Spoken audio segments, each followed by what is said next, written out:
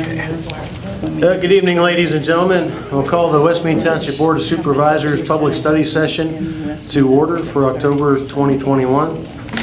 First thing and only thing on the agenda really is to discuss mandatory township garbage service. We have Michelle Nestor from Nestor Consulting and Brenda Schmidt from the Crawford County Solid Waste Authority with us tonight. Michelle recently provided a draft contract, but she is requesting additional clarification on language to be included. Jill Dunlap recommended that we do this before further consideration be undertaken by the supervisors. We did receive a petition against the mandatory garbage service from Edward McKinney. This meeting was re-advertised to start earlier to accommodate additional input from residents before consideration to move forward or not at this time. I'd like to thank all of you for being here tonight.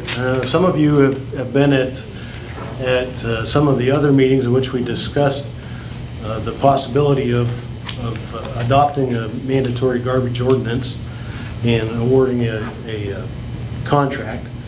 But before we have any input from all of you, I'd like to turn it over to Brenda and Michelle and have them provide a little bit of background information so that you know why we even started to look into this and some of the differences between collection and disposal and some of the other terminology. So Michelle and Brenda, if you would please. Hi there. Hey, I'm Brenda Schmidt with the Crawford County Solid Waste Authority, and we used to operate a drop-off recycling program here in the county. And as you know, it originated here with West Mead Township. As we were going through with that collection program over the years, the costs became incredibly prohibitive. And the nature of the recycling markets out there had changed in such a way that they didn't want contamination within those Hey, Brenda. bins. Oh, sorry. I hate to interrupt you, but can you speak a little bit louder? Just so, or if you want to go, we can move that around. Listen, I'm willing to give up my seat for them to sit here if that'll help too. We can use With you that. and that Give up posture this seat. across in the end. So it is. I would like to look at you. Can we turn that around? Sure. So, Hey, Brenda. Want to stand at the podium? We can You want just. to turn that around, Brenda? do you want me to, okay. So That would be. how's this? Because I kind of want to address you as well as the public. Is that okay? All right. So I hope you hear me better now. I'm sorry, I'm losing my voice. So Brenda Schmidt with the Crawford County Solid Waste Authority, and we used to operate the drop-off recycling program here in the county. And as you know, as time went on, we discovered that program became very expensive and cost prohibitive, and most notably because of contamination within those containers. Contamination being items that were placed within those containers that were not what was requested that we put in them. And you are familiar with that. You know that program started here, you've seen what it was, you've seen the bins that were outside, I'm guessing that you've seen the amount of items that were left outside of the containers. When you see golf bags, you know that that's not something that should be in there. When the program was discontinued at the end of 2018, we started to have conversations with our municipalities, our townships, our boroughs, and said, hey, if you're interested in doing something on your own, let us know, and we will help fund that. So there is no cost to you here at the West Mead Township for bringing in the consulting services. So please know that it's our way we help work with our municipalities. We are looking for ways to help people properly dispose of materials. So this is a method of doing that enables your whole township to be a part of it. This is a research experience where you're looking to see what are the options and what will they cost. So we're not wedded or obligated to sign any contract that we receive. So it's exploratory. And before we can to award a contract, we have to agree with to send a contract out for bid, we have to agree with what's going to be in it and how you want to offer that service. Is it a mandatory process where everyone participates, or is it a voluntary exclusive? So we're working through those details and how the township supervisors feel about this and how the public feels about it. We also will have to change some ordinances if it's something that we decide to go through with. So that's something that Michelle can address with you.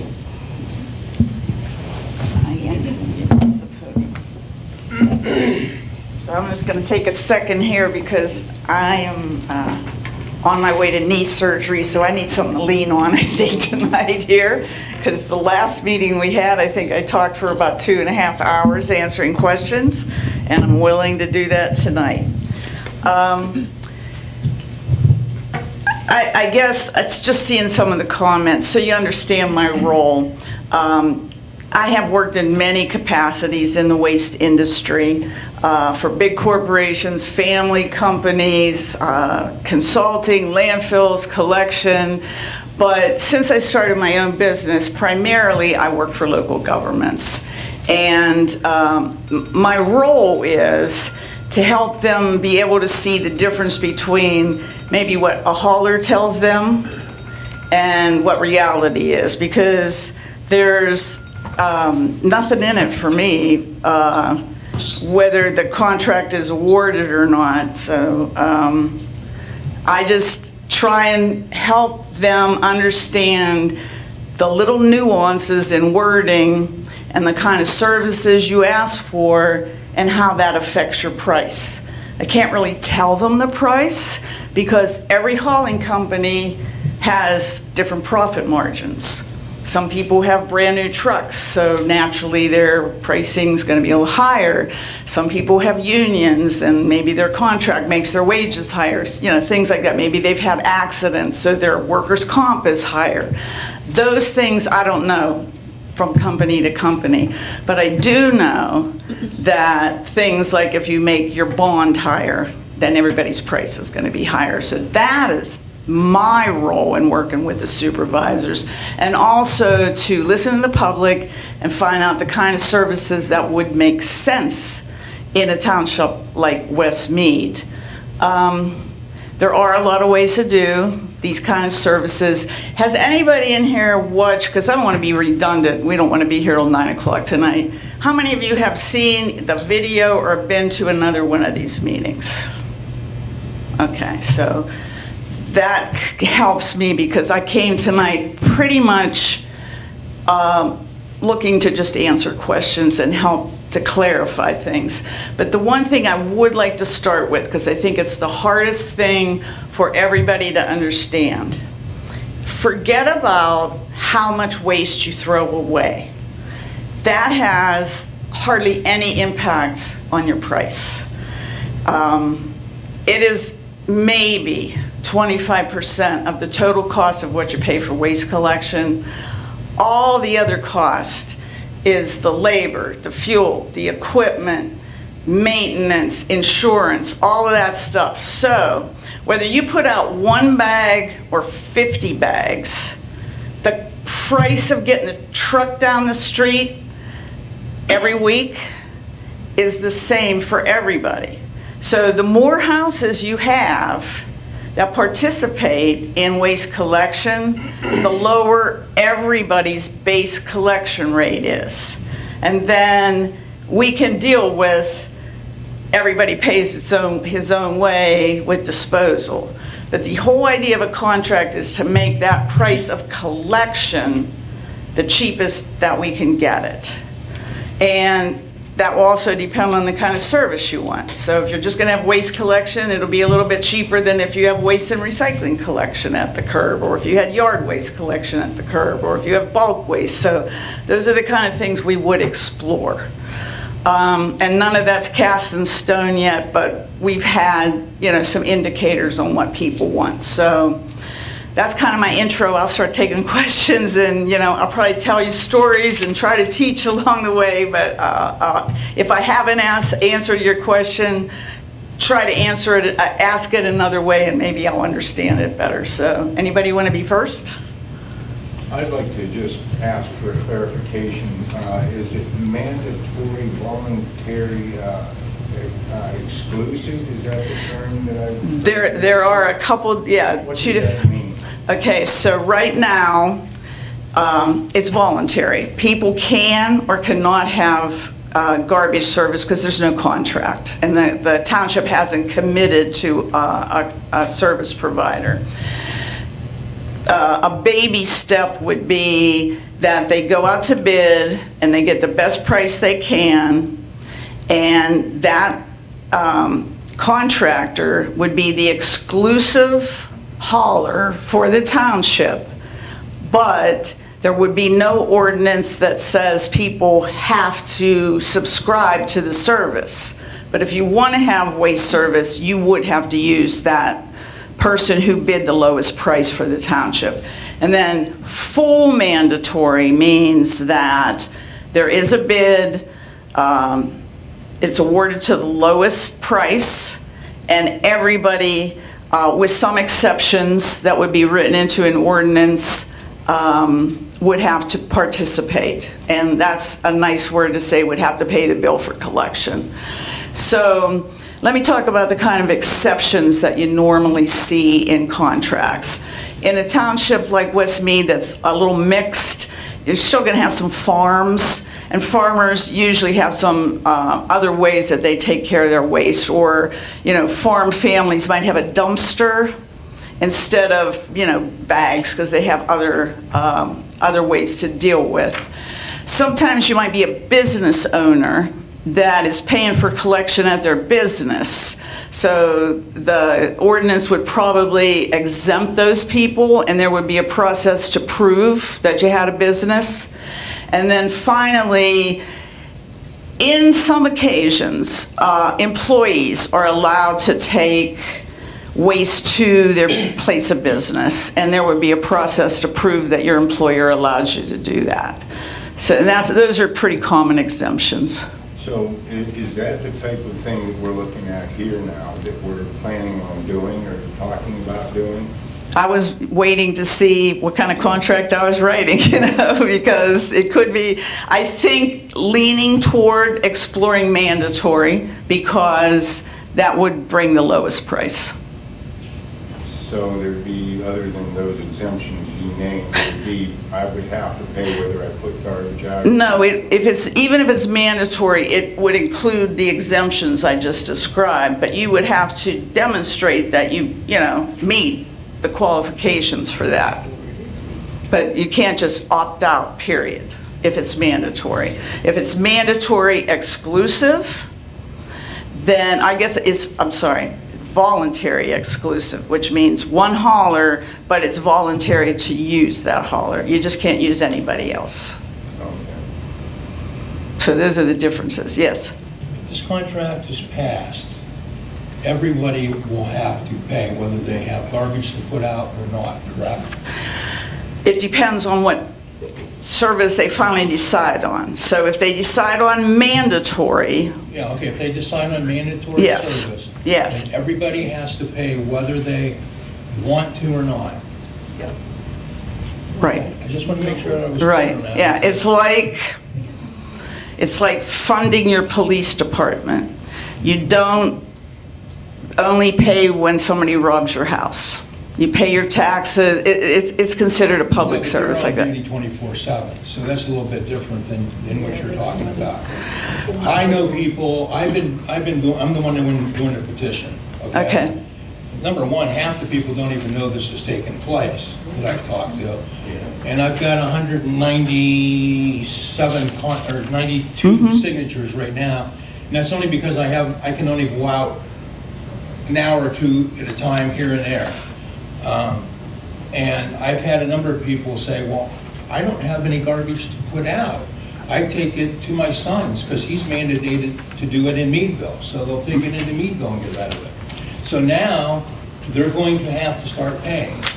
They can still take it into their daughter's house or their son's house. Well, technically, but they're going to have to pay for it. technically, hate to break the news to you, but if they were going to obey Meadville's ordinance, That's a different story, but I'm just well, saying. no, it's not, Okay, because... so they don't take it, they don't have any, okay?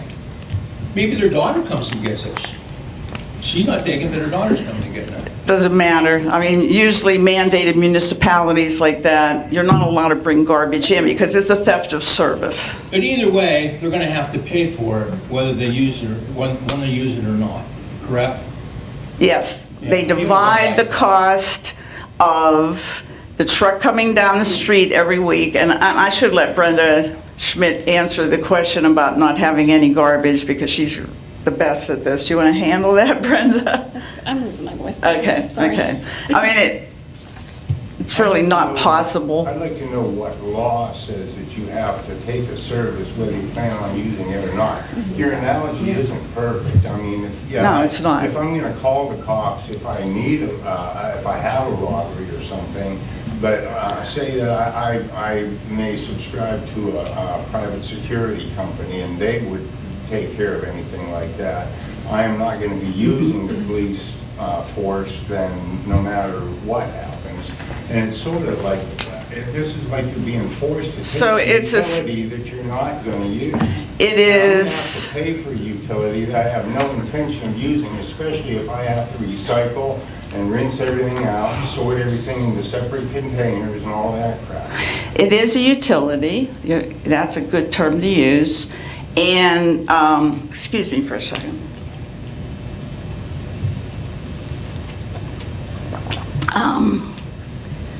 Second class township code, which is a state law, grants the authority to the township to take this service on. To force me to pay for a utility I'm not going to They're allowed to do that, yes. And there are reasons they're allowed to do that. Because it's a public health and safety issue. And, It's not if I'm not leaving my garbage out in my driveway or something. they can tell you how to handle it for the good of the majority. I can't argue the pros and cons of the law, but I can tell you that they do have the authority to do it. Yes? Are they having problems with people not getting rid of their garbage? Like, why do we want to get rid of other companies? Competition. We did do a survey of the whole county now, and I think I saw some emails that misinterpreted this. In the townships, in the counties, we found that only 15% of people in Crawford County subscribe to waste collection. West Mead was higher. I think it was around 30%. So that's a significant amount of people who are not using an acceptable form of disposal. Because if you're burning, that's not an acceptable form of disposal. So I forgot your question. Why do you not want Why? free market? Okay. The idea is the more homes you can get to divide those fixed costs of collection, then it benefits the majority of the residents. It is competitive because all those haulers can bid. I have a friend who's under the impression that if this becomes mandatory, that it will come out of her taxes. No. I didn't think so. That used to be a way that municipalities paid for waste collection.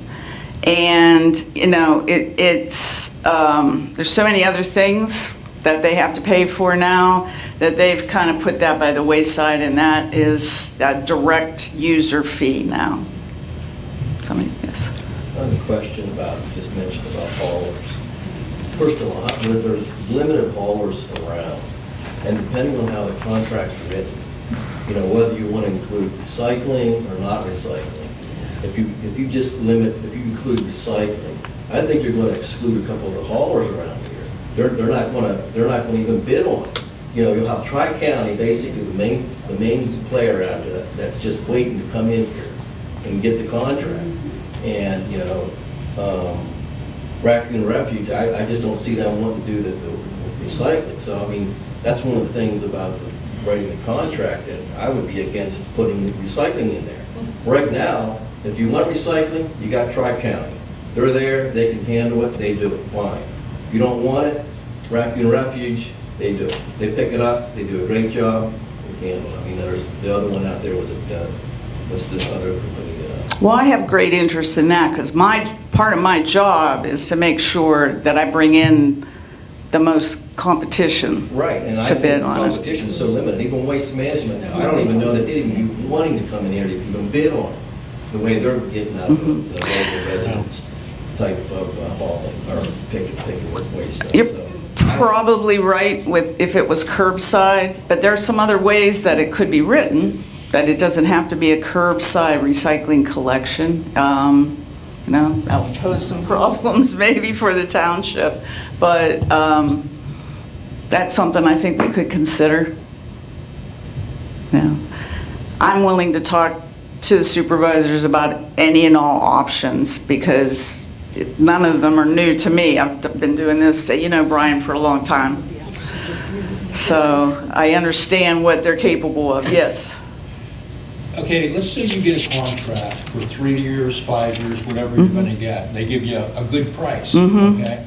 So at the end of that 3 or 5 years, once they've chased all the other people out of the area where there is competition, what's to stop them from taking their price way sky high?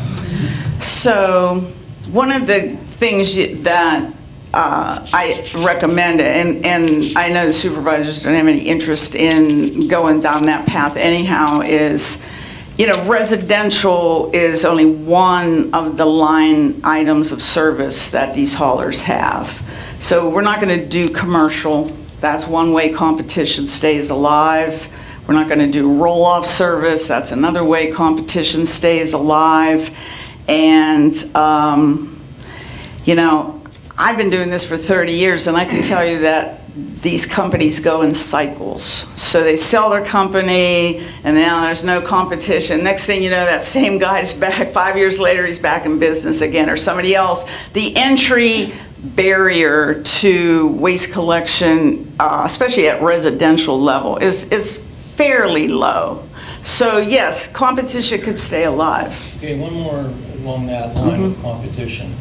My daughter-in-law, she has Tri-County. Okay, my son and daughter-in-law both have Tri-County. And recently they called up Raccoon and got the prices from Raccoon, and it was significantly less.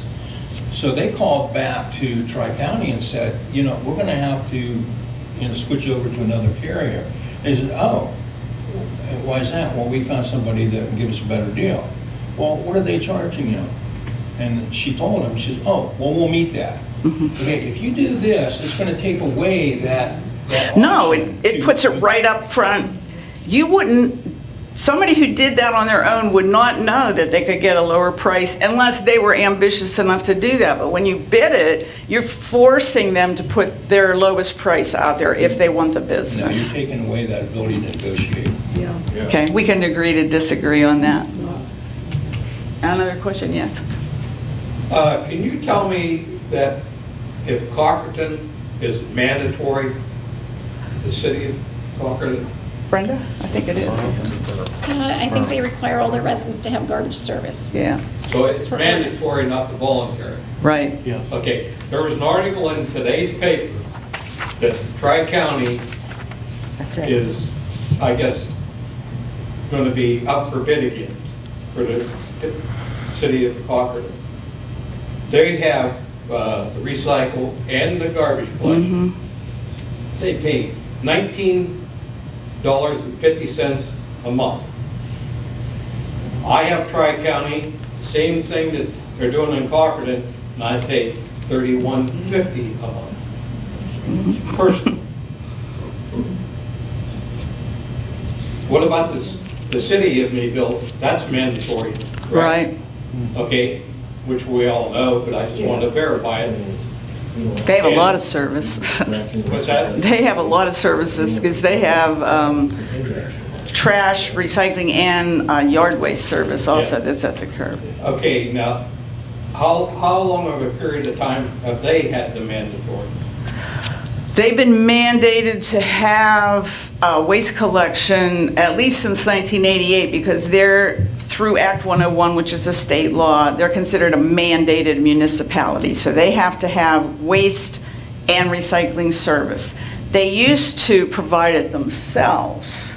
Yes. And then, you know, it became real costly. So I worked with their council a long time to transition to the service they have right now, and I had a bet with their controller at the time that there was no way that we could improve that service, put all those carts on the street, and bring the price down. The price came in $6 a month cheaper than what they were spending before. Now, there were also a lot of bad debt from people who didn't pay their bills before, so some of that money they needed to keep, but that's a big savings with all that equipment that had to go into that contract. So I'm not saying we would get the same kind of savings here, but in general, unless you make the bid specs so demanding or you add so many services, the points you're bringing up, I think, is that the mandated places tend to have a lower price, is what we see, yes. Could I ask the supervisors, if you wouldn't mind indulging us, if you did do something more than what you're doing now, what would be your primary reason why you would? Donnie, if you want to start, I guess, with health. Well, as Michelle indicated, that right now we only have about 30% of our township residents who are responsibly getting rid of their trash unless they make other arrangements to take it to their place of work or otherwise properly dispose of it. We have had problems with dumping here in the township, and I personally think that we have two options. We either leave it as it is, which is basically the Wild West, and everybody can go out and negotiate on their own, and maybe you get a better price, maybe you don't. Or we go to mandatory. I have no interest at all in exploring voluntary exclusive. One of our neighboring townships to the west did that, and I think it was, from my personal opinion, I think it was a mistake. I think we could get the biggest bang for our buck if we went to mandatory, and I'm still open-minded. I'm listening to everybody. You know, I was told that I have an interest in Tri-County. I was told that I have an interest in waste management. 50 shares, 75 shares, Sure. I've heard those before. I know a lot of the people in this room. I have no interest in any waste collection hauler, none whatsoever, unless it's through a mutual fund, and I have no idea who I'm invested in a mutual fund. I think that we ought to have mandatory garbage collection in West Mead Township. I think that's the responsible thing to do. And I think that by keeping it simple and putting as little into a request for bid as possible, we could get the best price and still maintain that competition. You know, I know there's some fear about driving out the little guy or something like that. No, I think with what we are hoping to put into a request for proposal or request for bid, that we would get at least 3 bids back, I would hope. And maybe we make recycling an option to open it up to even more bidders. I don't know. That's something that we can certainly discuss with Michelle. But again, my mind is not made up. I know what I would like to see, but that doesn't mean that that's what I'm going to vote, because I don't represent just me. I represent 5,000 residents of West Mead Township. Thank you, John. John? Well, personally, for me, I think we're running a little behind the times. If it would have had the most bang for its buck for West Mead Township, we should have been doing this 10 years ago.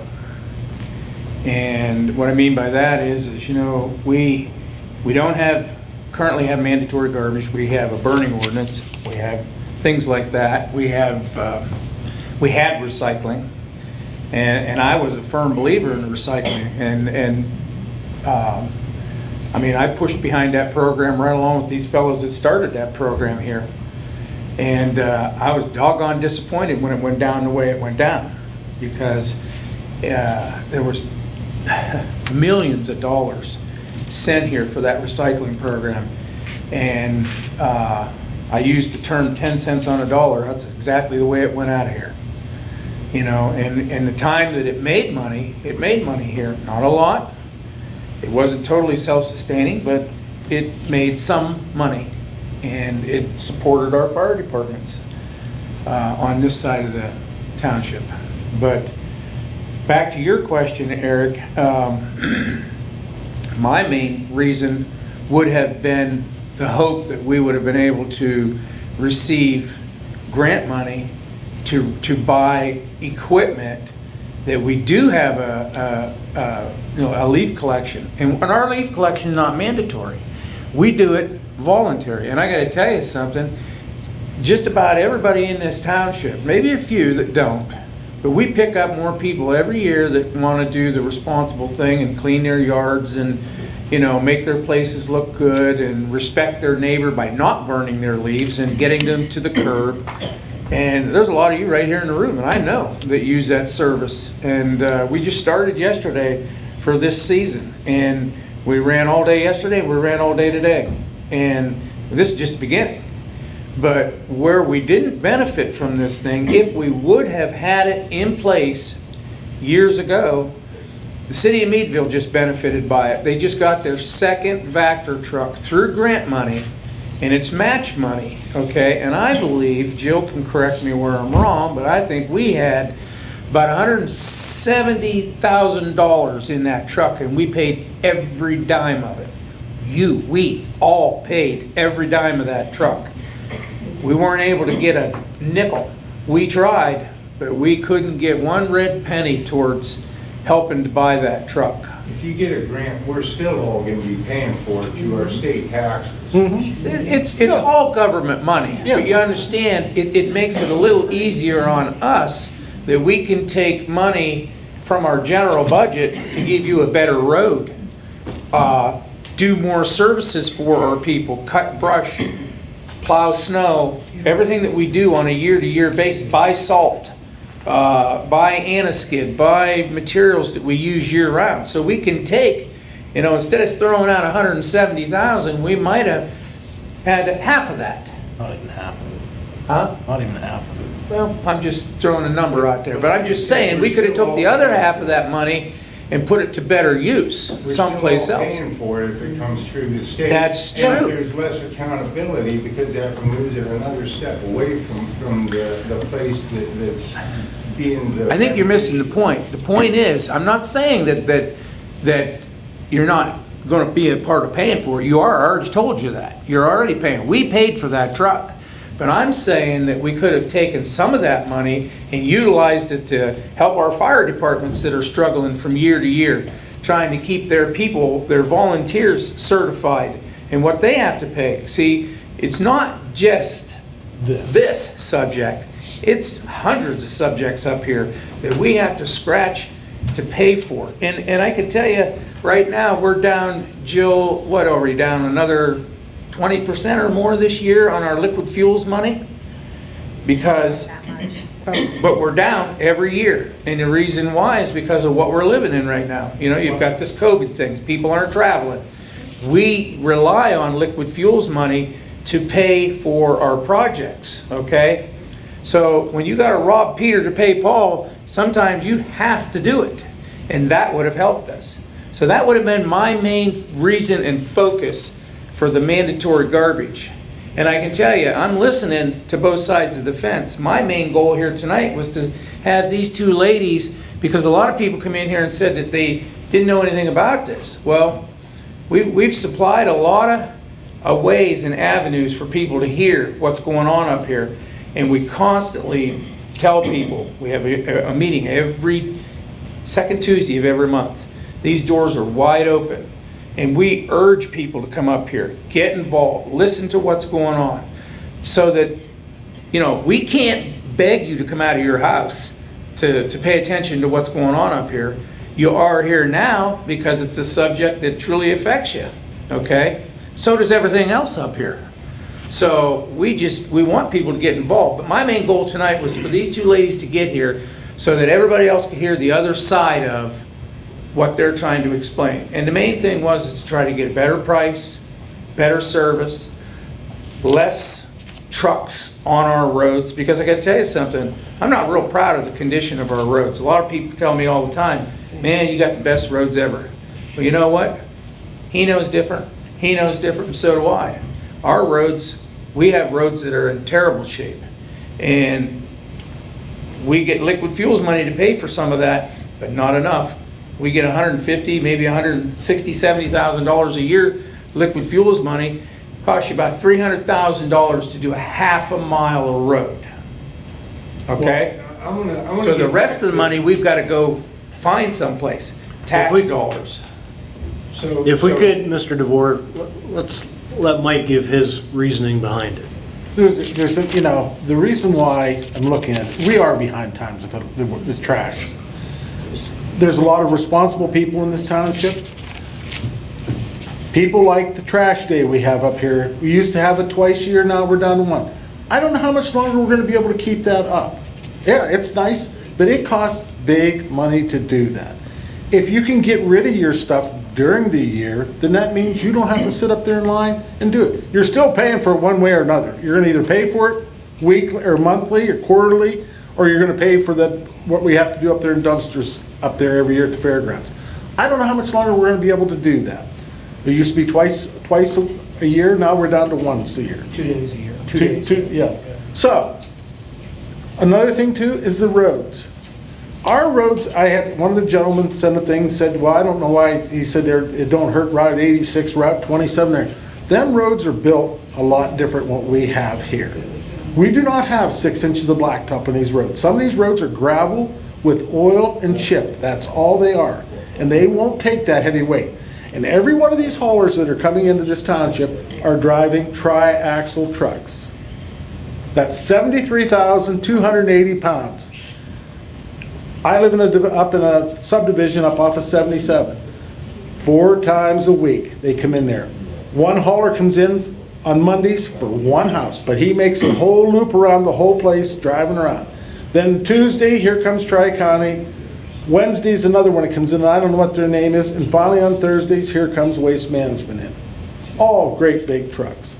I can go up there, I can show you continuously where Raccoon turns around every Monday morning. I can show you when the heat of the day, when we had the heat in the summer, he's got a rut cut in there where he backs in there every time. Why he turns around, I don't know, he can drive the circle, but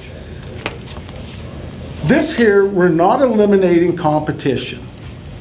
I think it'll get competition, and who knows what's gonna happen. I just talked to a gentleman today, he wanted to talk about this garbage service.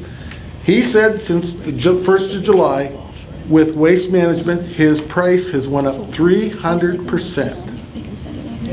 Well, then he has the option, he can go to a different company.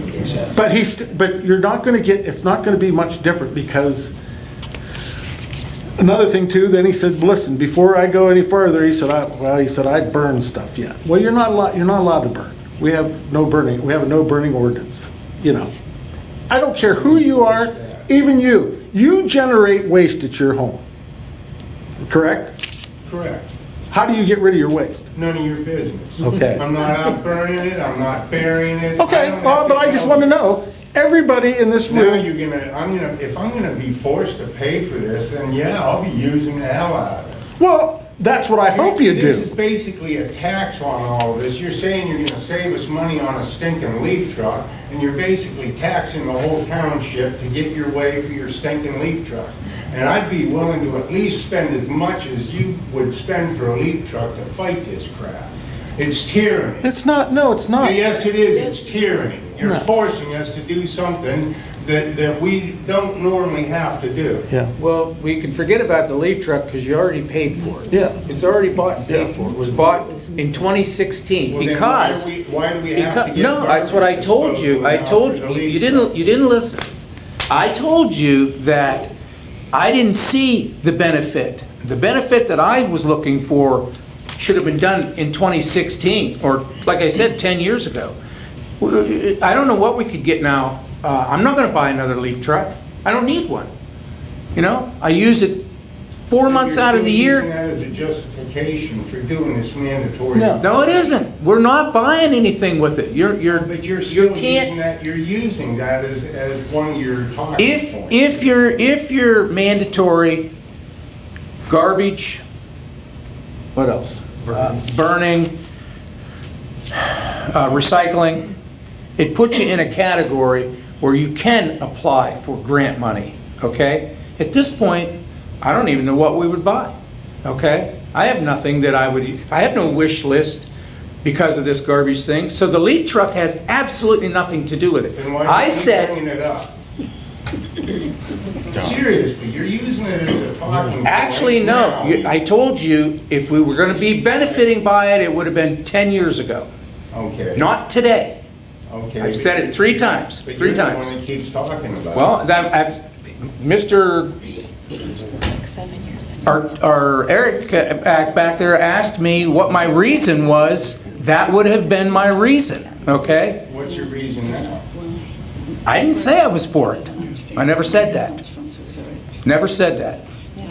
Mr. Henry? Could I have one follow-up, Donnie? So I appreciate all your answers. And I apologize, I think we'll go to the meeting shortly, but when going back to dumping and the accessibility, can you directly relate not having any more dumping issues with a mandatory garbage program? Because I don't think that the mandatory garbage program will change what happened next to me when someone put 1 story of garbage behind their house, regardless of whether they had mandatory garbage or not, because they literally did not care. That's why the garbage was in my yard, in my pond, and across the way. My other neighbors also burn their garbage. Nobody enforces that in West Mead Township. I appreciate the fact there's an ordinance. I don't know who has the time to enforce it. You have a very large township. So my question to you is, do you think it would minimize or make dumping minimal then? I'd like to answer that. I think it will help, Eric. I really do. I think it'll help. I would hope it would help. Okay. Eric, we've been picking garbage up right along, okay? We've been picking garbage up since I've been employed here. But In this I think township, the responsible township property owners here take care of their garbage now. I think that the folks that we're trying to deal with, the other 70% you're talking about, which, by the way, I'm one of them because I own a business and I would be part of an exemption, take care of their garbage, take the time to put it where it should be. They're not burying it, they're not burning it. Right. They're not letting it sit behind their house and collect, higher and higher and blow into the neighbor's yard. If we don't enforce those ordinances we already have, the garbage mandate won't change those people's behavior. Exactly. That's what I'm concerned about. I can answer that just a little bit. For the very reason this gentleman said is, it has been shown that once people have to pay the bill, then they actually start using the service. Not everybody, so it's not going to make 100%, but it does reduce some of that dumping. Based on the landlord, though, who's going to pay the bill? The landlord. The landlords are the ones, property owners What is if your what I landlord doesn't think enforce your anything ordinances else already that's say. the renter? Are they going to enforce the garbage part? They just pay it, add on to the rent, right? They're going to increase the rent, but they're going to follow up with their renters to make sure that they're enforcing whatever garbage rules we have. we've had to do that, Eric. But We have not- had to do that with Jill and what she does here at this I township. appreciate Jill. She knows We that. have had to work through renters, not the renter, but the landlord, to try to get the renter to clean up, okay? We've had a number of cases like that. And then, we've been fortunate though. We've been fortunate that we've had landlords that will work with us, okay? And we've got the messes cleaned up. But I can take you, it's just like our cleanup day. We beg people to come to that cleanup day. And we get the people that are disciplined to use it, but we can go right back out and look. I can go right out Franklin Pike and count you just about every one of them. You're correct, John. The people who want to use cleanup day will be responsible and use it. The same people who want to do garbage and take care of the garbage are responsible and use it. That's my point is, you can't force someone to come to your cleanup day, but by you doing the garbage with renters and landlords, I don't think that those people who are not responsible now, I don't think they're going to be responsible after this goes in place. I think the majority of this, and I don't want to speak for these two fellows, but I think they were trying to minimize truck traffic, and they were looking and hoping and praying for better pricing for everybody, is their main goal. And whether they get it or not, it's yet to be seen, okay? I personally have not made any decision one way or another. I'm taking in all the information that I can. But I can tell you, whether we have mandatory, voluntary, or whatever it is, or we just stay like we are, like Donnie said, it's probably never going to stop the dumping. Because I can tell you every location in this township that I can go, usually once a week, and I have my guys going out picking up garbage. Garbage that belongs to somebody else. We've had garbage come from Segertown, we've had it come from Cockerton, we've had it come from all over, and it gets dumped in good old West Mead Township. Thank you for all your input. Okay. Stephanie, Stephanie had a question. Well, my comment is, we own 3 properties in Meadville, one of which we live in. So now we pay and we buy the biggest bin there is and maybe have 1 bag in it. So we are paying a premium for our garbage service, but it's by choice. But now, if you go to this, I have a house with a tenant in it. We're now going to be responsible for that bill, whereas currently the tenant is paying that bill. The tenant isn't responsible about paying their bills. They don't get their garbage picked up. However, if it changes, now I'm on the hook for it. And I have to pay, and they may never pay me back. What if they don't pay the rent? Then I'm still on the hook for the bill. I have a house that currently no one's living in. I'm gonna have to pay trash pickup for a house that's vacant? No. I'm just asking. No. Because that wasn't one of the exceptions Yeah. that was on the list. Two questions you have. So you're a business owner, right? Because you're a landlord. I am not a business owner. I happen to have a home that I rent out. Okay, but you have a dumpster someplace, you say, you have a bin. No, I work for the county. I'm actually the chief financial officer for Crawford Okay. County. Okay, so I'm missing the point you were making about, I'm making the point that about currently what? my tenant pays their own trash. I understand that point, but what about, you said you have a bin that you can put your waste I in? have a 96-gallon tote. Okay. That I pay for, Uh-huh. even though I may only put 1 bag in it. I choose to pay a premium, and Mm-hmm. that's all right with me. But I now, if we go to this mandated, I'm going to have 3 bills. As opposed to the So one that I currently pay. what happens if your people don't pay the rent and they leave all this garbage behind? Don't you have to pay to get rid of it? Currently, if my people don't pay the rent, they can go through the ERAP and get me paid back. And that is currently what is happening. I don't know what that is. So if I your mean- garbage was part of the bill, But I'm not getting paid, so I'm paying it anyway. Currently, they contract their own. right, but what I'm saying is, so they skip town. They don't pay your rent, they don't pay the garbage. Your house that you're renting out has garbage in it. Don't you have to pay to get rid of that? One-time clean out, yes. Okay. Okay, that's what we're trying to help you So with. you are so the answer to my question is yes. I will now be responsible for garbage for 3 separate residences as opposed to the one that I am currently paying for. Which should be built into your lease. I asked you if now that is when the lease was Yes. established. Yeah, each home would be responsible, whether you choose to pay it or you decide that you're gonna have your residence. Even on a vacant home. No, you're going to be paying occupied. And how are you Occupied. going to determine occupation? There can be communication with the township, you know. You can cancel service when you, like with the hauler, when your occupants move out and it's vacant. Is there going to be proof of occupancy, or is it just you got good faith? They police it pretty good. I mean, they know. They'll know. Their drivers know if there's nobody there and you're not getting any garbage, but if there's somebody dumping garbage, you're gonna say, hey, listen, I am picking garbage up there. Yeah. Oh, well, absolutely, and that's Yeah. not the issue. And in the past, when my sister lived across the street from my mother, they combined and they shared a trash bill. So now that would not be an option, because even though it would help supplement my mother, who's on a fixed income, that's no longer an option for her. That's a tough one with a contract, because really, if haulers knew you were sharing, they would start billing your mom too. It's, most of the time, that's kind of done under the table. So. Well, when you're paying for a 96-gallon tote and you're only putting a bag or maybe 2 Sure, in it, I'm in that you don't category. really see that as stealing. But once again, it's not about the disposal, it's about the cost of getting the truck down there, because when you put your bag out, even if it's only once a month, don't you expect the truck to show up? You don't call, you're not on call.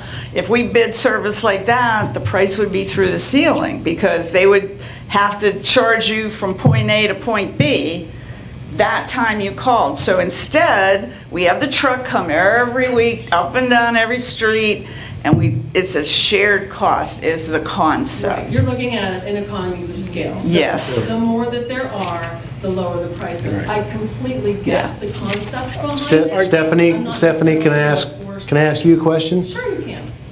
You have a sewer bill for those 2 rental units?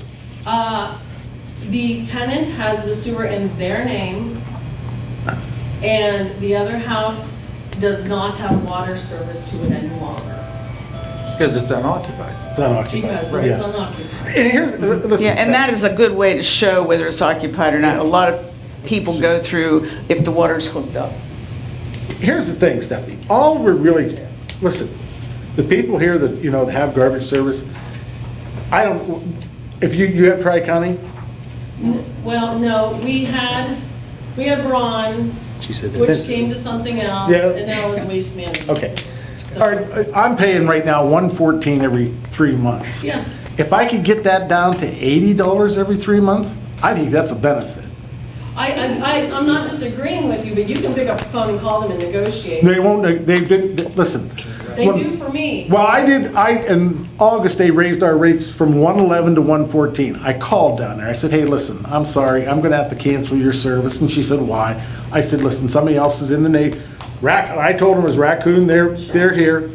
She said, oh, I'm sorry to hear that. You've been a loyal customer for 22 years. She said, I'm sorry to hear that. And I said, no, you can't. She says, no, we can't do that. She said, and that was the end of it. So it didn't But happen. at least you had the option. Yeah. I kind of like to talk about the negotiation part. Some of these things come to me after I think about what you've actually said to me. So, in the industry, when you have a contract, you've had to commit yourself to pricing, and in general, the contracts will also make you commit to what your price is going to be for the next year, the third year, fourth year, fifth year, whatever it is. So it's a fixed price. So if things look bleak in the industry, or we had a recession or whatever it is, those companies are looking to make some money somewhere. And guess where that is? It's folks like us who have subscription service, and they do it in little tiny increments so you don't notice it. And your price goes up 50 cents here, 50 cents there, and before you know it, you've gone from $50 a quarter to $70 a quarter, and then you're $80 a quarter, because there's nothing to stop them from raising the price. Of course, you could cancel, but the other guys are doing it too. So that is a big advantage of a contract, is you know in advance what your pricing is going to be, and there's controls on, all those environmental fees and things like that you see on your bill. We don't allow for those because those are just padding the price. We control fuel cost adjustments. It doesn't just go up and stay there when the price of fuel goes up. If the price of fuel comes down, your price comes down too. So those are some of the things that you can't do as an individual. That is a benefit that supervisors probably, aren't totally aware of because they haven't had a contract yet. Yeah. When you put this out to bid and negotiate contracts, do you have to guarantee a certain amount of people? Because you said only 30% of people are paying for garbage approximately. What if it turns out that other 70%, 50% of that all meet those exclusions and do not have to participate? Then how does this company feel that they're still only getting 30%? That's a high risk, yeah. I mean, they are aware of that. That would be extraordinary, I think. But you don't guarantee a certain amount of people, but you can come close. You can say, here's how many occupied homes are in the township, and we can even do it by age. A lot of people have unlimited collection service, and that's another just marketing tool in the industry because we already know how much waste you make per home.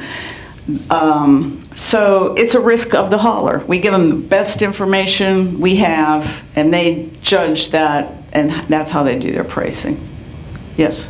I have a question I'm about... going to give these two ladies the award too because they've been at every meeting, so they should be able to come up here and do this. I have a question about the West Mead Cleanup Day. He said they're not going to be able to do that, maybe. No. So if we were mandated, would we be allowed to get rid of some of the things that we take up there? Excellent, Not excellent supposed to point. burn. That is another reason a lot of townships do this is because, I've seen prices at, maybe $5,000, $8,000 for cleanup Oh, yeah. easily. So instead of the whole township paying for that, it's only the people who use the service. You can do it so that you're allowed to set out some bulk stuff every week if you want to, like limited, 2 things a week, or you can just do it so that if you have something, you call in, we already have the price set in a contract, and they'll just put it on your credit card, but the driver will know to pick it up. But that saves the people who don't have pickup trucks, or, they live by themselves and they can't get rid of that kind of stuff. That's a benefit to them. And only the people who use that service then pay for that part, because we've compensated, for all the other things. Anything else? Yes. Well, we have an opportunity, if it's decided that the contract is going to go out for bid, but we have an opportunity to comment on that draft contract before it goes out. That's up to, I think that was the supervisor's intent. I still had a lot of questions for them because I had a lot of options in this, that either this goes or this goes, and now listening to you tonight, I might even have other options that might be good to have them think about. My job is to make sure this is fair. So, I kind of have a love-hate relationship with a lot of the haulers because they would prefer to come in and put their own language in this contract that benefits them. But my job is to make sure that everybody that is interested in this can bid on it. The only thing I can't do is tell you what the price is going to be. I wish I could, but I can't do that. For the supervisors. You'd said that one of the reasons why you want to do this mandate is to stop people from dumping No. along the road and things like that? I'd like to see that happen, but I said I don't think it'll ever stop it. No. It'll never stop Okay, it. because I was going to say, because how's it going to stop it if No. it's people from outside It'll the never township stop that are it. coming in and dumping? And again, I made the comment that some of the garbage came from Secretary, some Right. came from Concord. Right. One came from a doctor's office, as a matter of fact.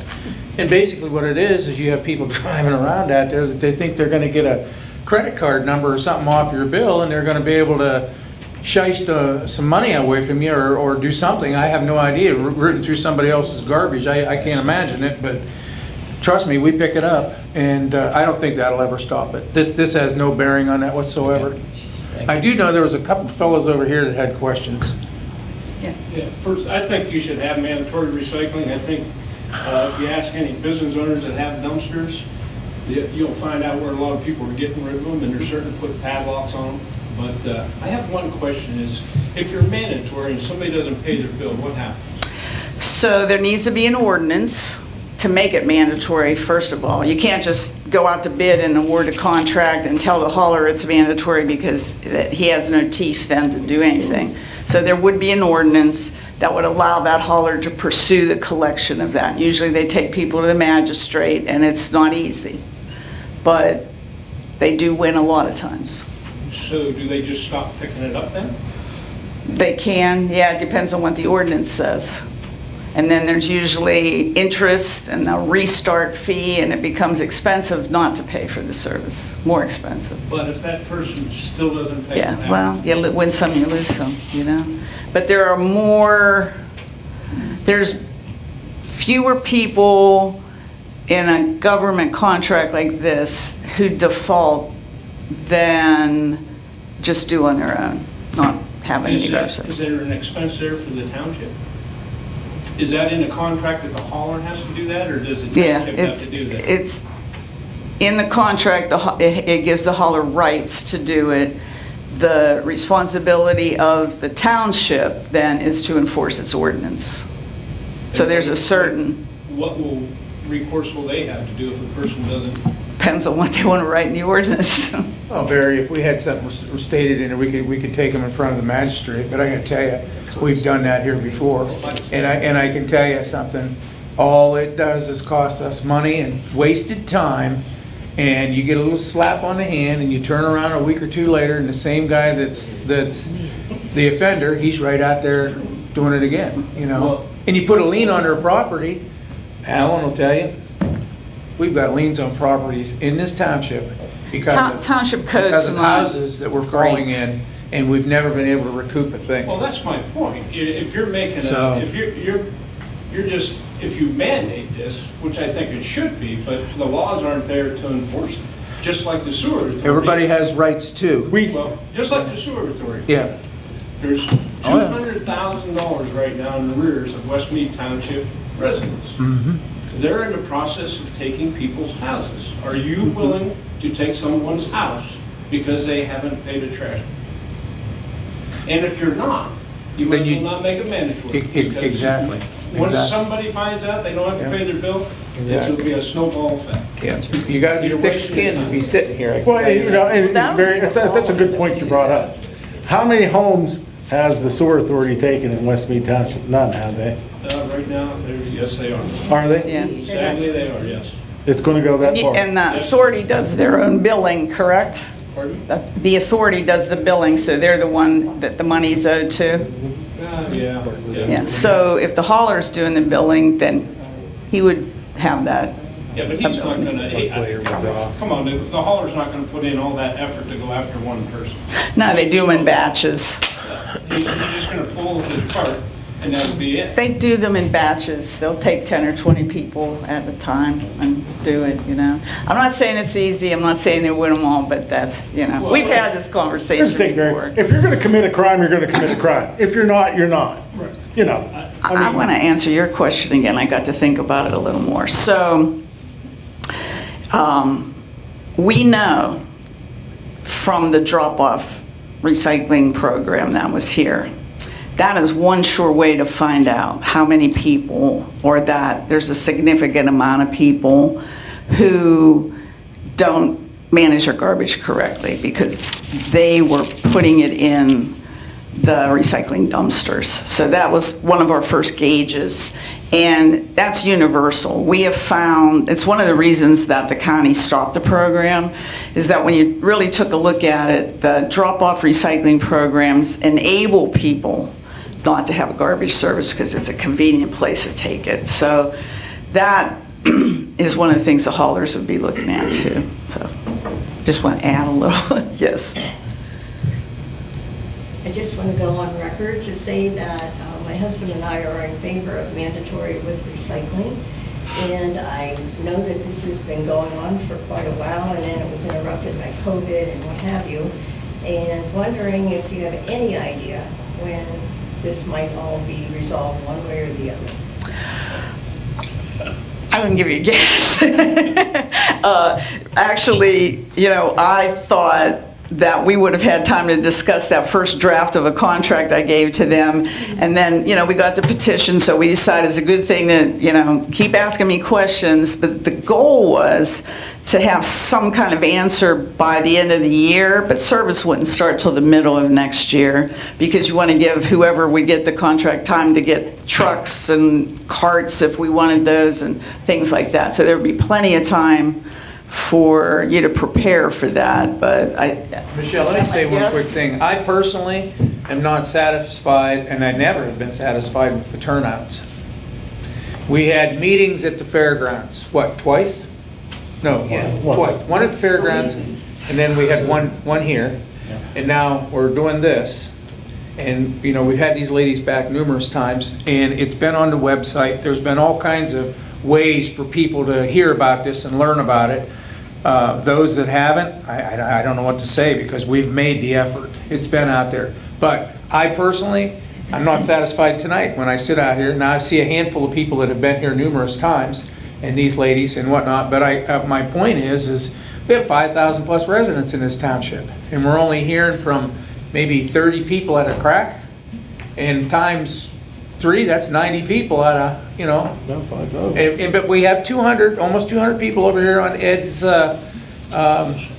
petition, and I get it. And I looked at every single one of them too, you know, where they live.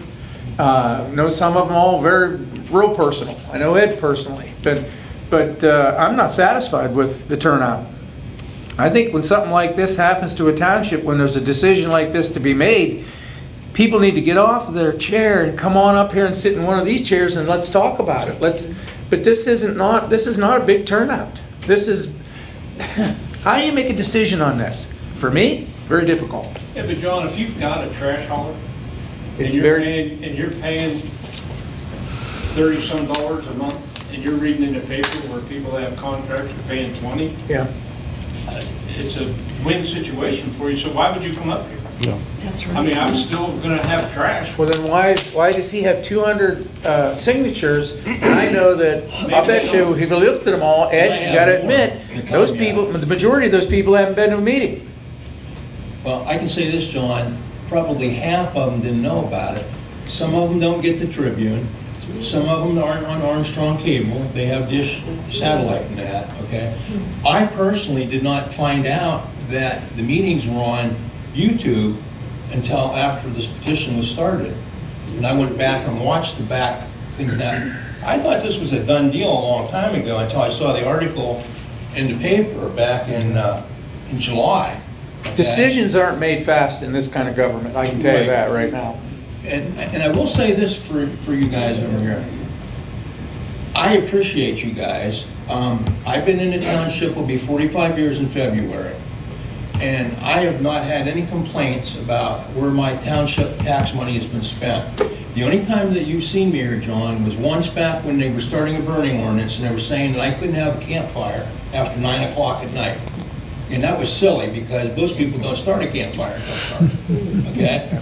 When you start infringing on rights, that's when I come to the meetings, okay? This I feel is an infringement on my rights to choose who I want, okay? But you guys do a fantastic job. I can set my alarm in the wintertime where the truck's gonna come out and plow my road. It's there just about within 10 minutes every morning. And So I appreciate and those that. kind of services, you know, you deserve. But believe it or not, those services are very difficult too. Because, you know, people get older and it's harder to do, you know? And I gotta tell you, we're gonna be faced with it here at West Mead Township because we have people that can retire. And they deserve to retire. But back to the garbage thing though, as far as I'm concerned, there's been no decisions made whatsoever. I don't even think anybody's leaning one way or another, to tell you the truth. I personally am not, but I tell you, I'm not happy with the turnout because I think more people need to stand up and listen or come in here or figure out how. I mean, this thing's been loud enough now that if you don't know about it and you're not satisfied with what's being said or done, then I don't know what to do. I mean, how to get it out. People need to get involved. Michelle? We have got a lot of emails and people, phone calls calling in, just not just people here though. We have got, which we've shared and kind of put a list together of, you know, people that were against or for, at least some basic details, just so people know, because there's a lot of people that maybe couldn't be here, but they wanted to at least get their, you know, voice on record.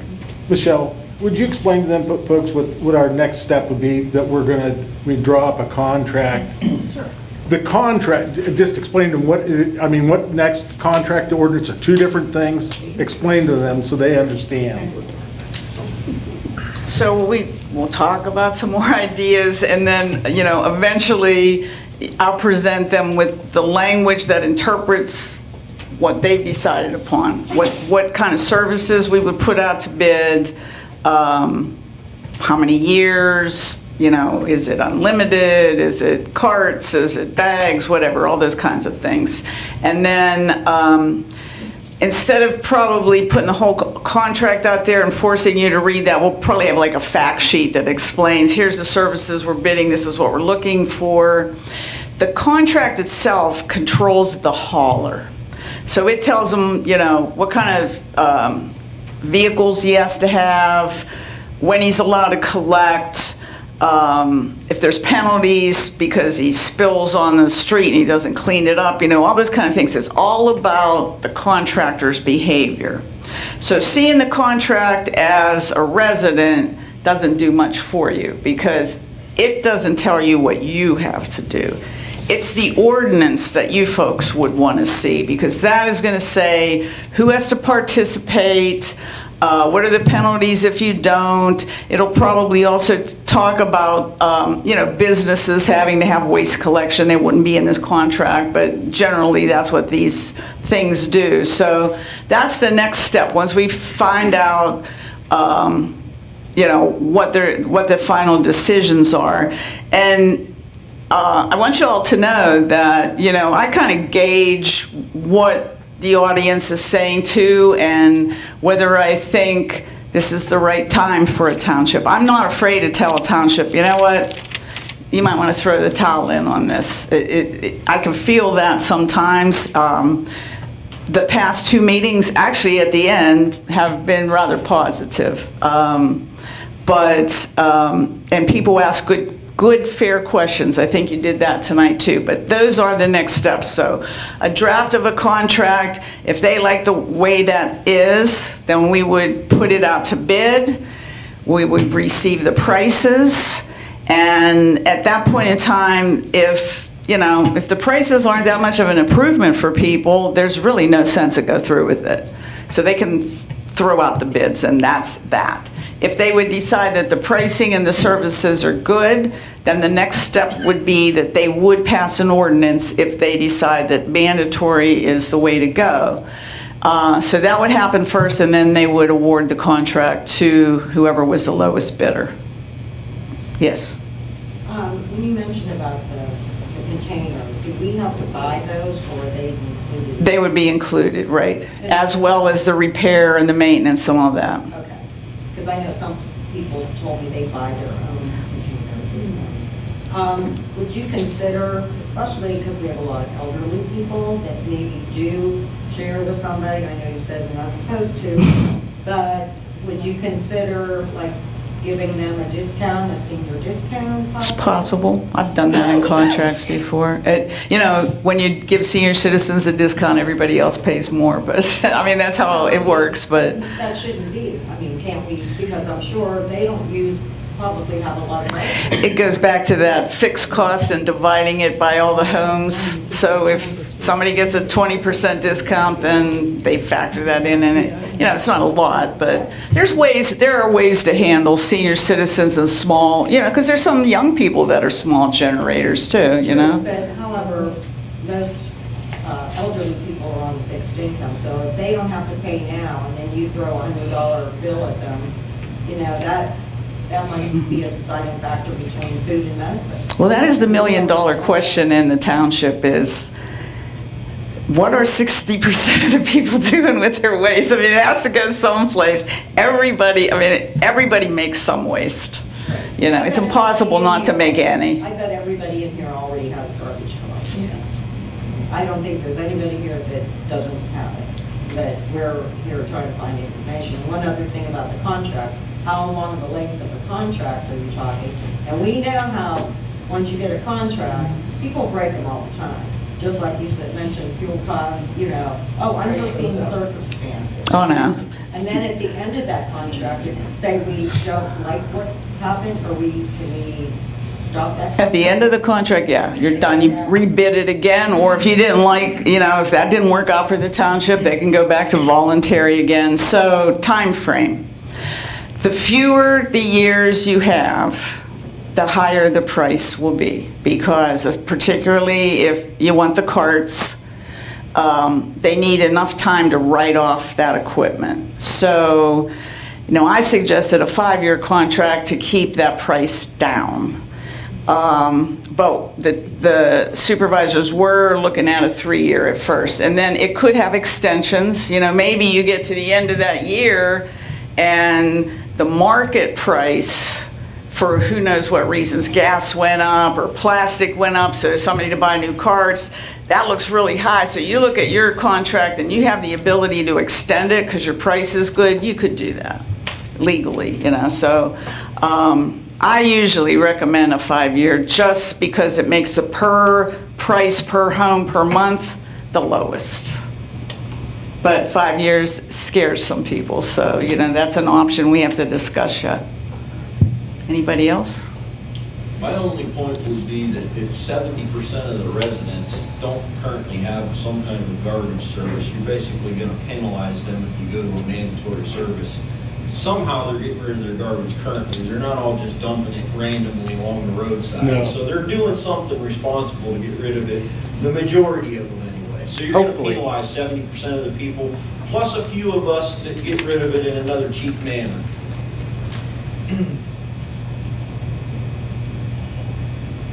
Hopefully, they're doing something responsible. Well, you can't tell me 70% of the people are just dumping it. We don't have the answer. We don't know. We know people burn, we know people steal service because businesses tell us. We know what we saw in the recycling drop-off. So responsible is relative to whoever's doing the action, you know, because some people would never consider going out on the back 40 someplace and dumping in the woods, but that same person would think it was okay to put it in the dumpster at Sheets. And that is still illegal dumping. So it depends on what you think. Or that same person might think it's okay to burn, and it isn't okay to burn. Well, here's another thing, Michelle, too. When we had the recycling up here, I'll tell you, we knew for a fact that that recycling ran 24/7.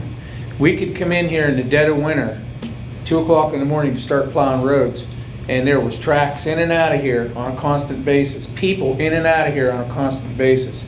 We monitored it as much as we could. Brenda monitored it because we called her weekly because we were constantly getting stuff, mattresses, garbage cans, swimming pools, mirrors. I had a girl come up here one day, I'll tell you this story.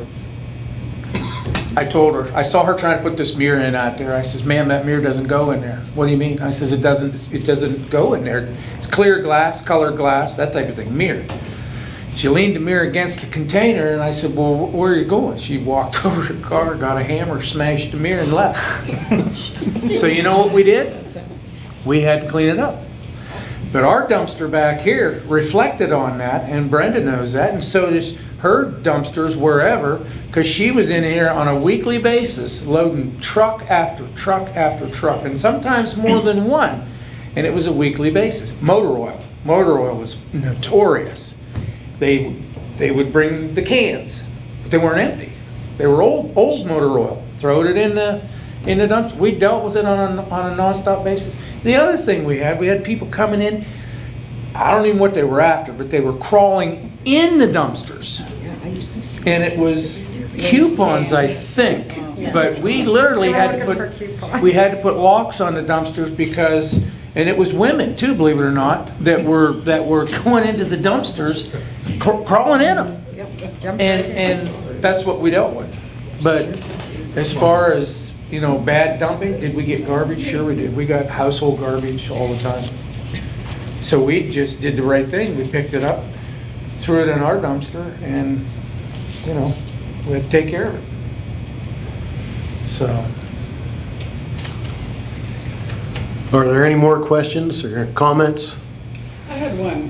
Becky, go ahead. Now that Waste Management took over Advance, which was Braun, the latest bill that we got said that if we decide to go with them, when we cancel, we have to pay them $75 to come pick up our container. So if you guys don't go with Waste Management, will everyone that was forced or just went with Waste Management because they bought out the other company, will we have to pay that $75? Yeah. Yeah, that's another game, so we could take care of that. In the ordinance, it will explain if a hauler has a contract with a resident, they're gonna have to prove it and allow that, you know, we would allow them to work that out to the end, but there's gonna be a time span where they have to come and demonstrate who their customers are and provide those, but I have written into other contracts, like, none of that cancellation stuff. I mean, if everybody has a waste management card, that $75 is going to go a long way to pick a bunch of them up. So yeah, we would handle that. It's not your choice, that's right. And it is within the authority of the township to do the bid, so we could work that out. Okay, any other last questions or comments? Well, again, I'd like to thank Brenda and Michelle for being here tonight. I'd like to thank Kevin from Armstrong for videoing this tonight, televising it.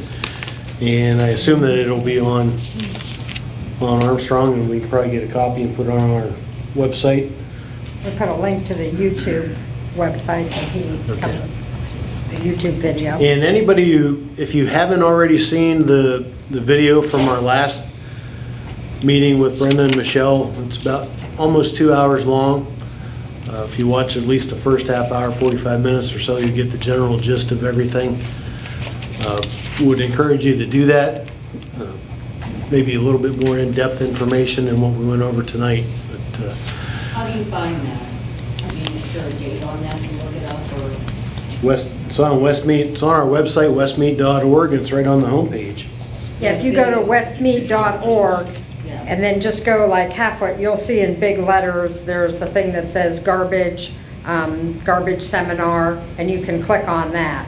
Or if you want to, yeah, that goes right to the video, or you can even search through YouTube, just even West Mead Garbage, or even go to Armstrong. Michelle. You can always call in and I'll walk you right through it or give you a link by email. Something, whatever's easiest for you, will help you get it.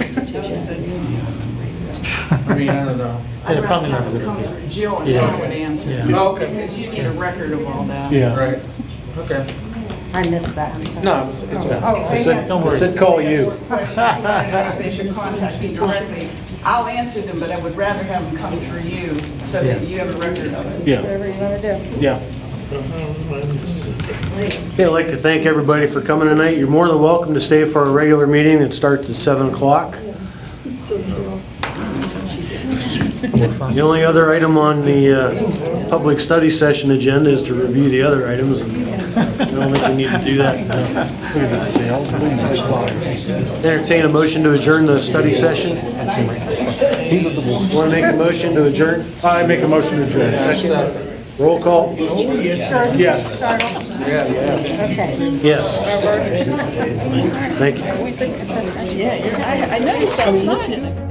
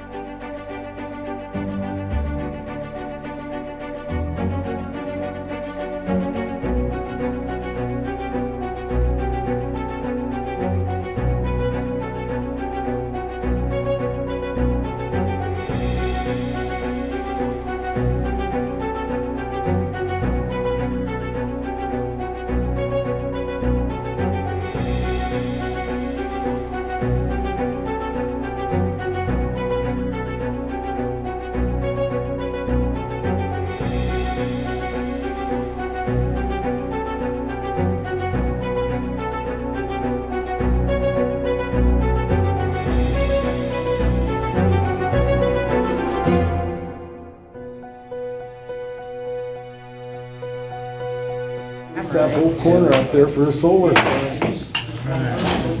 Good evening. I'll call the West Mead Township Board of Supervisors meeting for October 2021 to order. Roll call. Jordan? Here. Chartle? Here. Bovard? Here. Please stand for the Pledge of Allegiance. I pledge allegiance to the flag of the United States of America and to the republic for which it stands, one nation, under God, indivisible, with liberty and justice for all. Get that knee fixed one. Oh, yeah. Please note that all supervisors' public meetings are subject to public and/or private audio and video recording. Is there any public comment on agenda items? Please note that public comment will also be received during each agenda item and at the end of the meeting. I'll entertain a motion to approve the September 14th, 2021 study session and regular meeting minutes as presented in our packets. So moved. Second. Any discussion? Roll call? Jordan? Yes. Chartle? Yes. Bovard? Yes. I'll entertain a motion to accept the treasurer's reports for September 2021 and approve payment of bills in the amount of $431,387.49, subject to audit. So moved. Second. And discussion on that. Big one there. We have some paving in there. there was the money for the West Mead Fire Department for the loan, so that's That was just- 175. right Oh, off the okay, bat. okay. Yeah, and then the rest of them, there was a lot of the seal coat work and the soup coat and Morton salt. All the salt was in there, which was, Okay. probably $30-some thousand right off the bat. And the pass-through of the Relief Association money? Yes, exactly. Pension money, there 20,000. was all kind Yeah. of big amounts, plus the $40,000 payment back to our capital fund For for the truck. the Truck. Dump truck. truck Truck, that we right, bought. right. Yep, that was payment. So there was a lot this month. That'll be paid off next year, right? No, too. I'm just kidding. And the I'm- backhoe. Yes, I'm kidding, I know, but we're paying it, aren't we? Yeah. Yeah. Yeah. All right, All right. Any more discussion? no, Roll call? Jordan, yes. Chartle, Yes. Bovar. Yes. See how you have a motion, then you actually vote on it afterwards. When you're running the meeting? What are you trying, if you'd have been here, then we wouldn't have to worry about that. I understand. Okay, all right. COVID, you know? Yeah, okay, all right. We'll hold a course after Yeah, the meeting. right. You can teach All right, it. we'll have the municipal monthly reports. Police Chief Chip Brown. Good evening. For the month of September, we received 82 complaints, and 82 of those were cleared. There was 1 hour spent in the school zones with 51 hours of special detail. There was 134 and a half hours spent on traffic patrol in the township, 76 and a half hours spent in the office, 8.5 hours of arrest and processing time, 38 and a half hours on investigations, 16 hours were spent in court, and 20 and a half hours of miscellaneous time. There was 8 hours of training. There were 37 traffic stops with 7 citations being issued, 1 for speeding, 1 for driving without a license, 1 for inspection violation, 3 for unregistered vehicles, and 1 for careless driving. There were 30 warnings issued, 15 for speeding, 3 for stop sign, 9 for faulty equipment, 2 for expired registration, 1 for failure to yield, and 1 for driving on the right side of the roadway. There were 38 investigations with 2 non-reportable accident investigations, 3 animal complaints. We assisted the zoning officer once. We assisted other police departments 4 times. We were assisted by other police departments once. We assisted fire EMS 4 times. We assisted other agencies once. There was 2 calls to assist citizens, 1 call to assist the general motorist, 1 call to request to speak to an officer, and 3 check welfare calls. There was 1 natural causes death investigation, 2 DUI investigations, 4 drug investigations, 1 possession with intent to deliver, 2 possession of marijuana or other drugs. There was 1 drug paraphernalia and 1 fraud. There were 2 investigations for criminal mischief, 2 for theft, 2 for the PICS weapons violation, 1 PFA violation, 2 domestic disturbances, 1 trespassing, 2 harassment complaints, 2 various calls for suspicious vehicles, 4 for suspicious persons, 4 for behavioral. For the month, there were 2 felony charges filed, 1 for person not to carry or possess a firearm, and a felon not to carry a firearm without a license. And there were 6 misdemeanor charges, 2 for DUI with a BAC, 3 for DUI with drugs in their system, and 1 possession of drug paraphernalia. Total miles of all vehicles was 2,354 miles. Okay, any questions for Chief Brown? Nope. Thank you very much, Chip. John, with the road report for the month?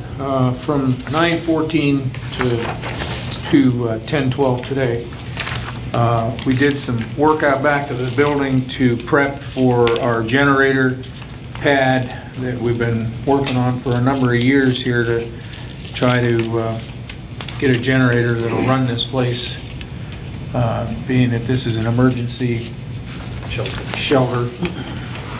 We're going to be finally able to fulfill all that. But anyways, we prepped the area and poured the pad. It's set, then we set the generator. It's there. Now we're just currently waiting on some training. Again, we've been maintaining all 3 parks, mowing and garbage. We cleaned off all of the roads that we did any seal coat work on. We have a blower that we use from the county conservation district that they allow us to use that thing, and it cleans the road better when you blow the material off, the excess loose material, than if you broom it off, especially on a freshly seal coated road. So we've got those roads cleaned up.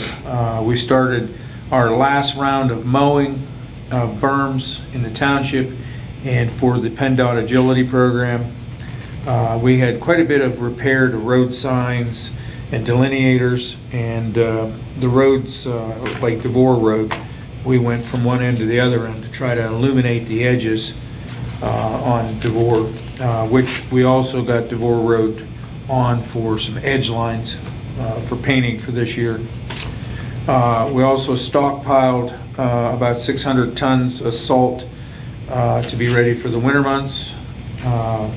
We are currently working on all the plows, wings, spreader boxes, and going to have to service all the trucks to be ready for the winter months. And because we have winter maintenance contracts for PennDOT, we probably ought to have at least 2 of the trucks ready by the end of the month, switched over for winter service. We've currently been ditching, shoulder cutting on McHenry Street. We've got some water issues down there that we're trying to address before we spend any money on blacktop. We also did ditching on Ryan Road, Limber Road, Leslie Road, Morgan Street, and Old Ellis Hill. We also had some miscellaneous pipe projects, which were driveway pipes, and we also did a pipe project over off of Ryan Road, which affected West Mead 2 Fire Department. We also are still cutting brush and trying to daylight some areas in the township, one being out on Williamson Road. And as of Monday, we started our annual leaf collection with the vac truck, and we are also picking up bagged leaves as they are called into the girls. They'll give us a list of where to go. And again, our leaf collections are Monday, Tuesday, south of Route 27, Wednesday, Thursday, north of Route 27, and Friday will be a floater day, as to where it's heavier in different areas. That's our month. Okay, any questions for John? Okay, thank you very much. Jill with the zoning report for the month. For the month of September, we had 1 commercial manufacturing addition for $214,800 and 1 residential lean-to a garage for $1,500 for a grand total of $216,300. We did have 1 application for a conditional use application that came in. So we are tentatively, or not tentatively, but we are scheduled for a budget meeting on 10/26, and I'm hoping we can do a conditional use hearing right at the beginning of that, so we can kind of accommodate that at 4:30 and then do the budget hearing, or the budget work session right after that. Is that acceptable to everyone? Yes. Yes, it is. Okay. Excuse me. That's it for the month. Any questions for Jill? Okay, we'll move on with the regular business. Item number 1, I'll entertain a motion to approve and authorize the chairman to sign the Intergovernmental Communication Lease Agreement for West Mead Township to make use of the Crawford County Fairgrounds Tower site effective January 1st, 2022 through December 31st, 2024. I'll make that a motion. Second. Any discussion on that motion? No, just... So it's a standard 3-year contract? Yeah, it used to be the same dollar amount for a very, very long time, And then they just started doing, there's an annual 3% increase every year included in this now, so. But it's $360 is what we spent for a lot of years, and so now it'll be, up to $370, $80, and then, increase for the next 2 years after that. Okay. All right, motion on the floor, seconded. Any more discussion? Roll call? Jordan? Yes. Chartle? Yes. Bovard? Yes. Item number 2, entertain a motion for the secretary to either obtain quotes for petroleum products under a state contract or to go out to bid with various other municipalities. So moved. Second. Discussion on that. It's just fuel for the equipment and now for the generator and it's just normal. Yearly thing. Yeah. Okay, discussion, roll call? Jordan? Yes. Chartle? Yes. Bovard? Yes.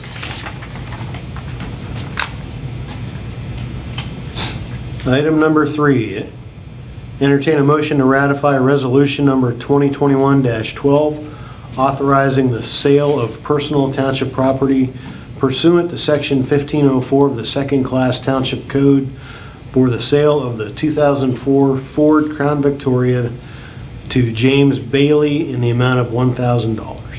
I'll make that motion. Second.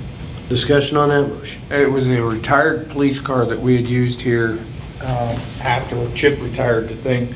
We used it as a parts chasing car, or if we had to run to Butler, Pittsburgh, Erie, wherever for parts. It was a little cheaper to run that thing, and then, I can't remember, what, Jill, it was 230,000 miles on that car?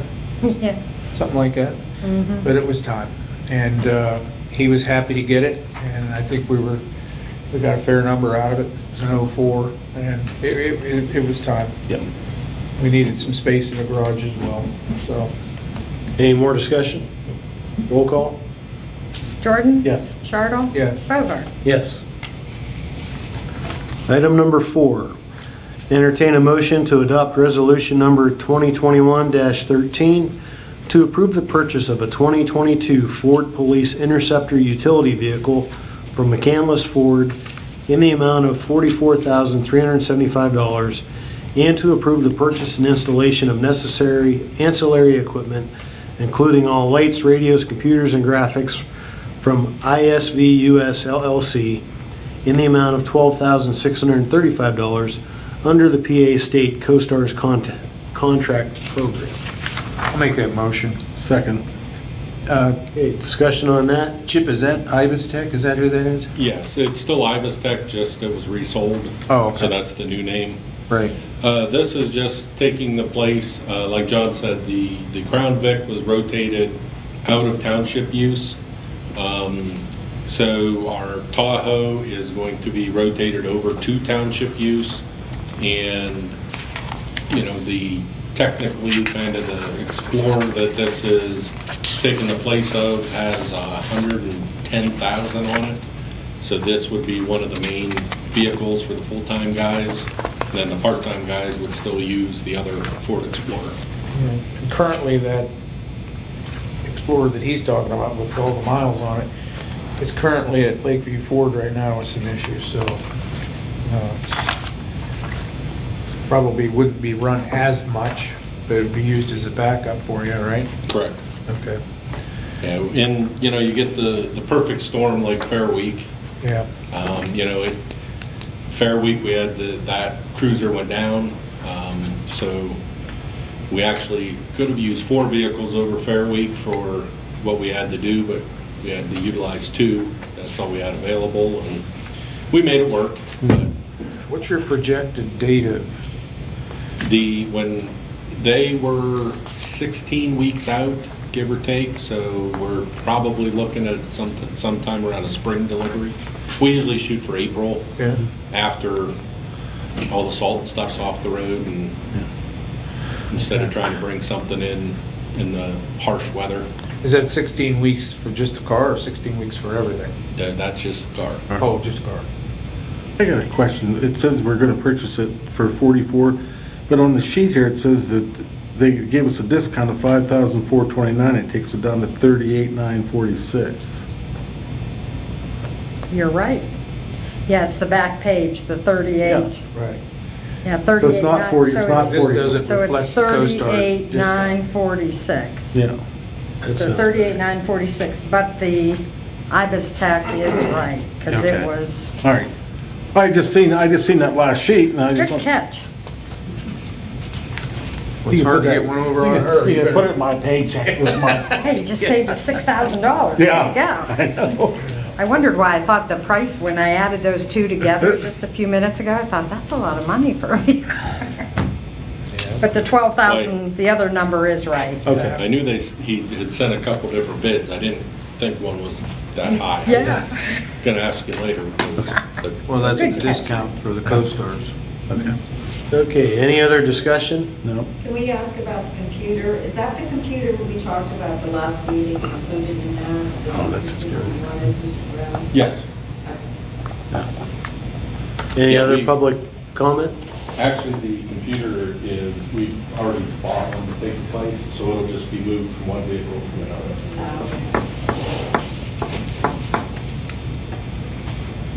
Okay, roll call? Jordan? Yes. Chartle? Yes. Hobart? Yes.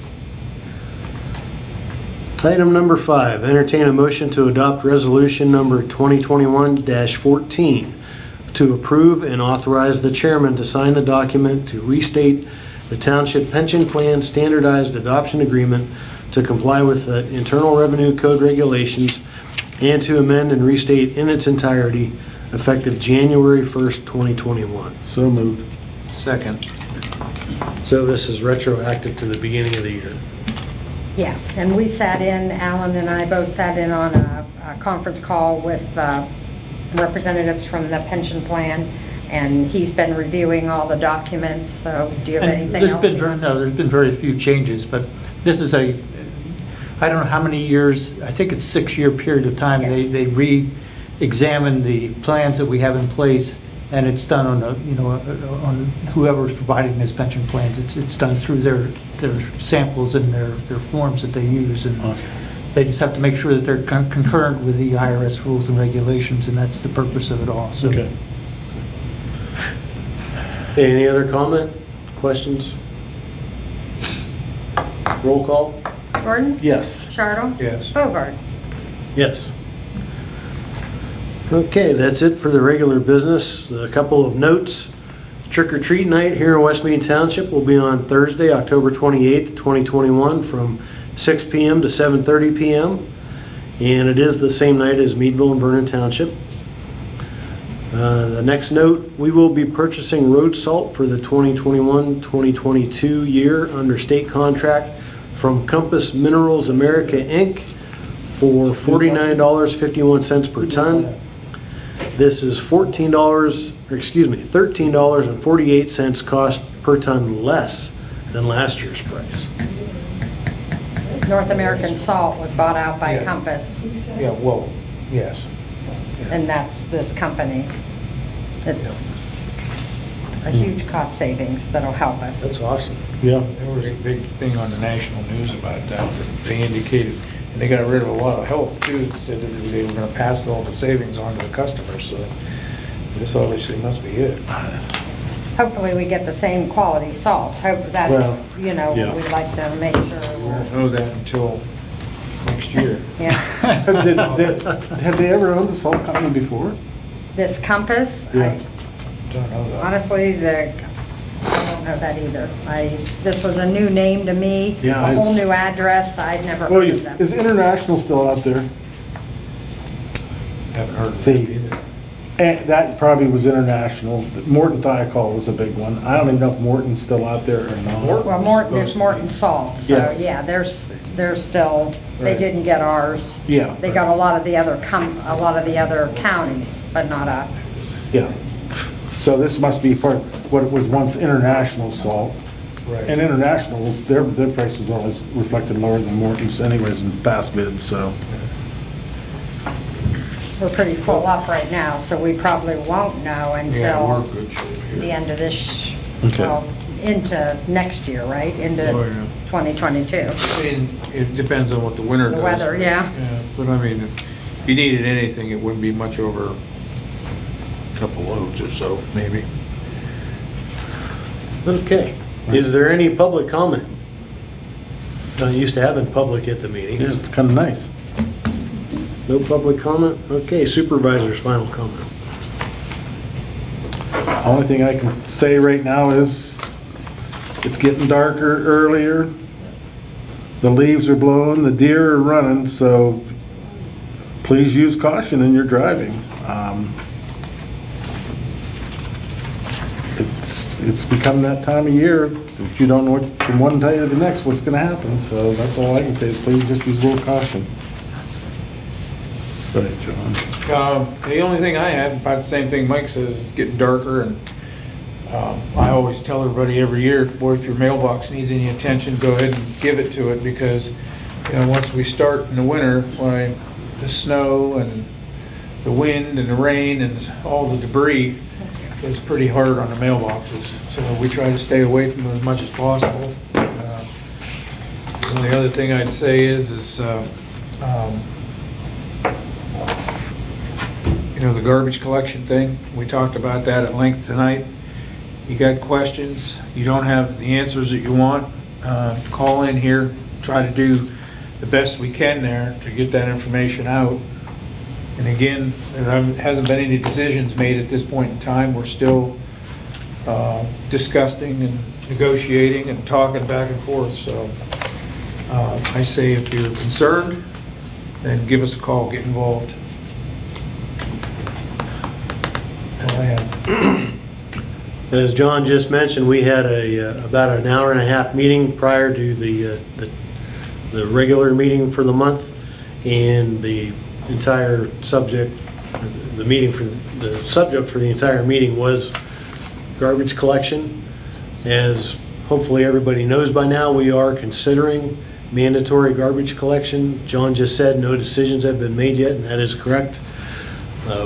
There is already a video on our website. There's a link to a YouTube video from one of our previous meetings. I would encourage anybody who is not familiar with what we're talking about to watch that video. It has a lot of good information on it. And tonight's hour and a half meeting was also videotaped, and that'll be on our website as well, hopefully. And if you have questions, call up here, talk to Jill. She'll share the information with us. We'll be more than happy to talk to you and explain what this is all about. But you know, Michelle Nestor and Brenda Schmidt were here this evening, and they can explain it a lot better than what we can. It's been quite a learning process for us, and we are hearing from, I think, a small fraction of our residents. You know, all totaled, I'd say less than 400 or 500 people out of a township of 5,000. So I'd say less than 10% of the people have let us know their opinion on this subject. So if you are for it or you're against it, let us know. We're hearing a lot of people who are against it. So if you're for it, we need to know that too, because the squeaky wheel is going to get the grease, I think, when it's all said and done. With that being said, I'll entertain a motion for adjournment. So moved. Second. Any discussion?